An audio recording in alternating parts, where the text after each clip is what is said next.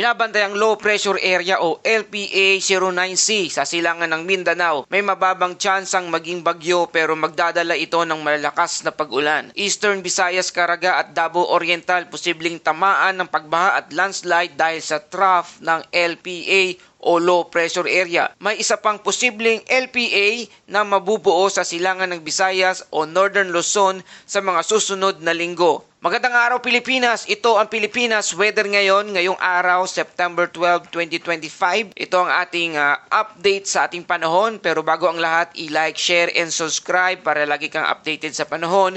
Salamat sa ating suporta. Mga kababayan, as of 2 a.m., ang low pressure area o LPA 09C sa loob ng Philippine Area of Responsibility o PAR ay may mababang tsansa na maging tropical depression sa loob ng susunod na 24 oras. Ayon sa datos, ito ay huling namataan sa bandang 500 km silangan ng Hinatuan, Surigao del Sur. Kumikilos ito generally west-northwestward at posibleng tumawid ng Eastern Visayas o Northern Mindanao pagsapit ng linggo. Bagamat hindi pa ito bagyo, mataas ang posibilidad na magdala ng malalakas na ulan kaya't inaabisuhan ang mga kababayan natin sa mga lugar na iyan, lalo na sa mga bulubundukin at mabababang lugar, na maging alerto pa rin laban sa mga posibleng pagbaha, flash flood at landslide.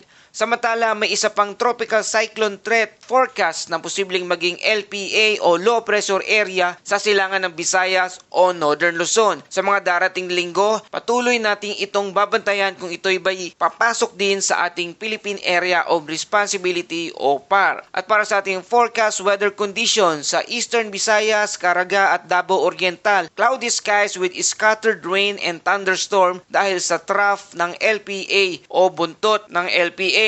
Mataas ang posibilidad ng flash flood at landslide. Sa lugar ng Aurora at Quezon, cloudy skies with scattered rain and thunderstorm. Dulot pa rin ng easterlies at posible ring magdulot ng flash flood at landslide sa mga mabababang lugar. At sa Metro Manila at sa nalalabing bahagi ng Luzon at Visayas, partly cloudy hanggang cloudy skies na may isolated rain showers o thunderstorm. Mag-ingat sa severe thunderstorm na pwedeng magdulot ng localized flooding. At sa ibang bahagi ng Mindanao, partly cloudy hanggang cloudy na may isolated thunderstorm. At sa ating wind and coastal waters, Northern Luzon, light to moderate winds mula silangan, slight to moderate seas na may alon na 0.6 hanggang 1.2 metro ang taas. At sa Visayas at sa nalalabing Luzon, light to moderate to north to southeast winds, slight to moderate seas na may alon na 0.6 hanggang 1.2 metro ang taas. At sa Mindanao naman, light and variable winds, slight seas na may alon na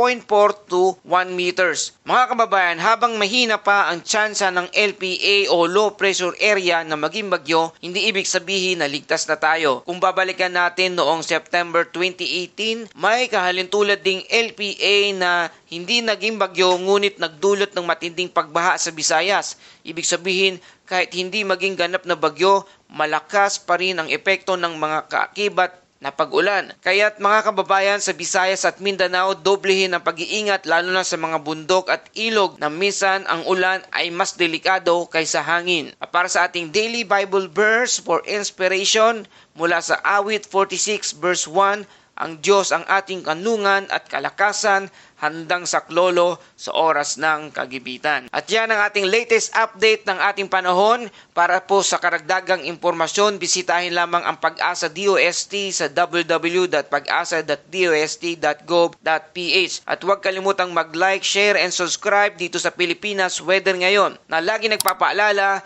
maging handa, maging alerto, maging ligtas, ingat tayong lahat.